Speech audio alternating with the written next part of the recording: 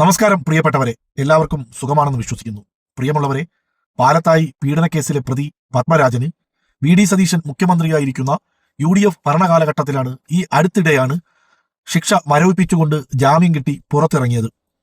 അതിന്റെ പഴിയും സഖാവ് പിണറായി വിജയന്റെ തലയിൽ കെട്ടിവെക്കാൻ ശ്രമിക്കുന്ന ഇതുപോലെയുള്ള ഇരുകാലി മനുഷ്യ പിശാചുകൾക്കുള്ള ഒരു മറുപടി വീഡിയോ ആണിത്.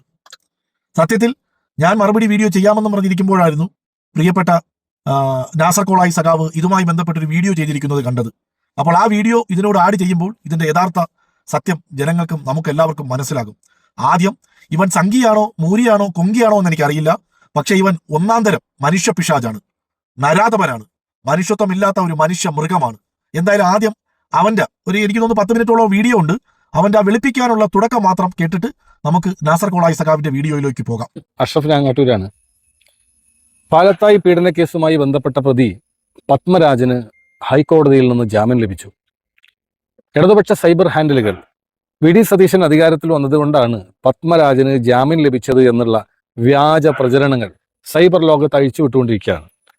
അപ്പോഴാണ് ആ കേസിന്റെ നാൾവഴികളിലൂടെ ഒന്ന് സഞ്ചരിക്കണമെന്ന് തോന്നിയത്. സത്യം വ്യക്തമായി കേരള സമൂഹത്തിന് മുമ്പിൽ ബോധ്യപ്പെടുത്തണം എന്ന ധാരണയിൽ തന്നെയാണ് ഞാൻ ഈ വിഷയവുമായി ബന്ധപ്പെട്ട കാര്യങ്ങൾ പഠിക്കാൻ ശ്രമിച്ചത്. അതുമായി ബന്ധപ്പെട്ട കുറച്ച് കാര്യങ്ങളാണ് ഞാൻ നിങ്ങളോട് പറയാൻ ആഗ്രഹിക്കുന്നത്. എന്താണ് ഈ മനുഷ്യ പിശാച് പറയുന്നത്?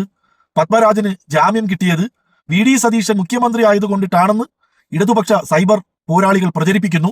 അതിന്റെ യാഥാർത്ഥ്യം എന്താണെന്ന് നമുക്ക് നോക്കാമെന്ന്. ഇനി ഇതിന്റെ കറക്റ്റ് വസ്തുത എന്താണെന്ന് സഖാവ് നാസർ കോളായി പറയുന്നുണ്ട്.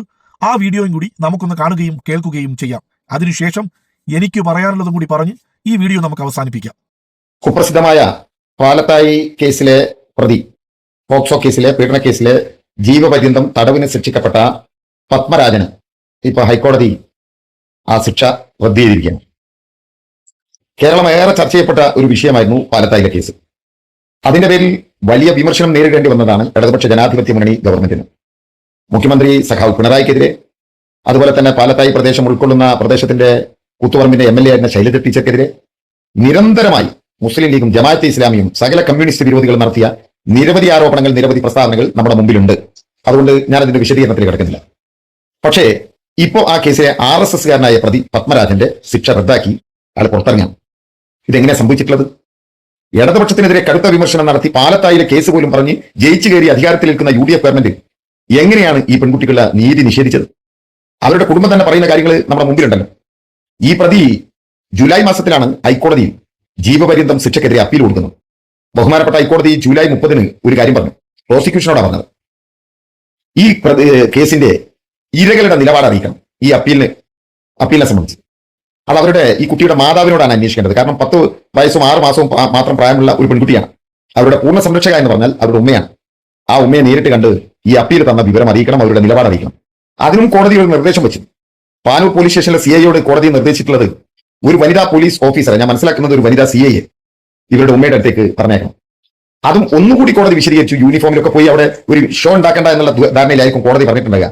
സാധാരണ വേഷത്തിൽ പോയി അവരോട് ഇങ്ങനെ ഒരു അപ്പീൽ വന്നിട്ടുണ്ട്, നിങ്ങളുടെ നിലപാട് എന്താണ് എന്നുള്ളത് അന്വേഷിക്കണം, അവർക്ക് നിയമസഹായം കൊടുക്കണം എന്നൊക്കെയാണ് പറഞ്ഞിട്ടുള്ളത്. പക്ഷെ നമ്മളിപ്പോൾ കേൾക്കുന്ന എന്താ? ആ കുടുംബം തന്നെ നേരിട്ട് പറയുന്നു. കേരളത്തിന്റെ ഹൈക്കോടതി പറഞ്ഞിട്ട് പോലും പാനൂർ പോലീസ് സ്റ്റേഷനിൽ നിന്ന് അങ്ങനെ ഒരു പോലീസ് ഓഫീസർ ഈ ഉമ്മയുടെ അടുത്തേക്കോ ബന്ധുക്കളുടെ അടുത്തേക്കോ വന്നിട്ടില്ല, ഇങ്ങനെ ഒരു കാര്യം പറഞ്ഞിട്ടില്ല. എന്നാൽ പ്രോസിക്യൂഷന് വേണ്ടി വാദിച്ചവർ പറഞ്ഞിട്ടുള്ള എന്താണ്?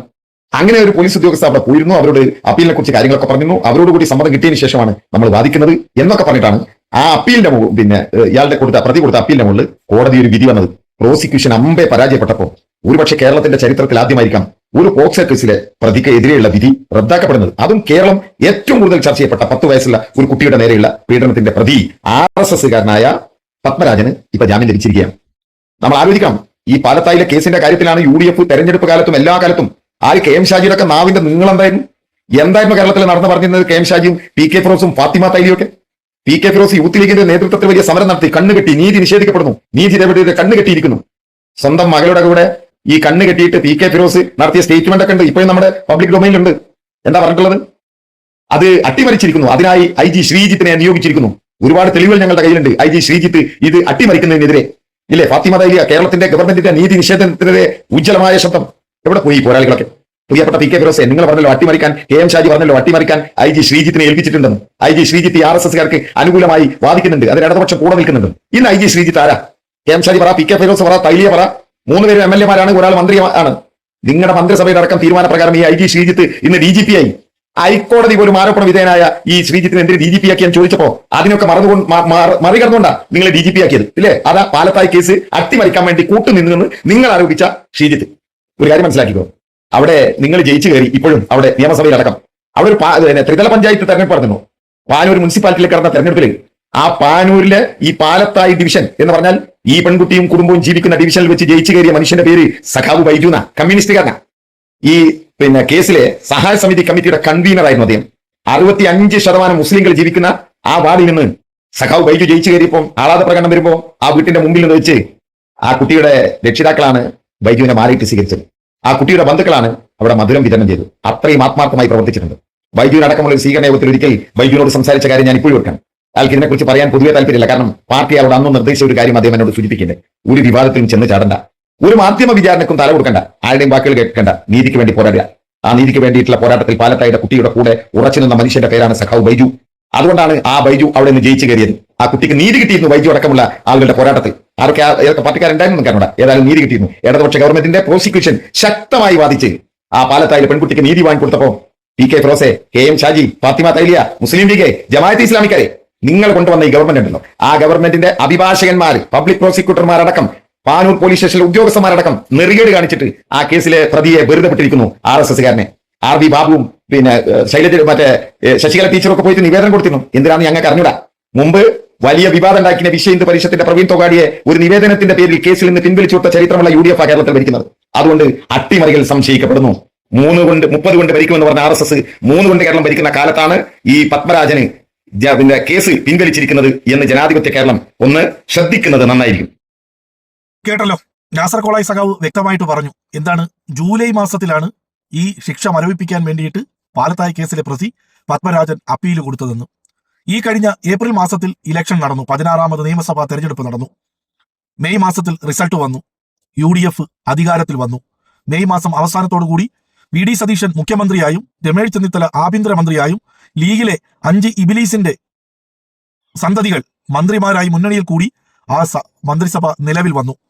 അതിനുശേഷം ജൂൺ മാസവും കഴിഞ്ഞ് ഈ കഴിഞ്ഞ ജൂലൈയിലാണ്, അതായത് കഴിഞ്ഞ മാസമാണ് ഈ പറയുന്ന പത്മരാജൻ അപ്പീൽ കൊടുത്തത്.